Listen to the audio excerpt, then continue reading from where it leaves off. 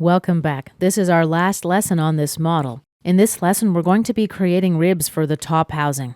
Just to spare you a bit of the tedium, I've already created the supporting sketch. It's visible in black line on my model with relations showing. This sketch was created on a plane offset 1 mm from this face here.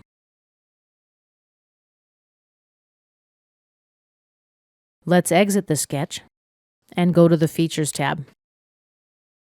Activate the Rib tool. Let's select the sketch. The thickness will be 1 mm. We have a preview of the rib. Let's apply it to both sides. OK. And just as we did in our previous lesson, we're going to need to fillet any of the sharp corners.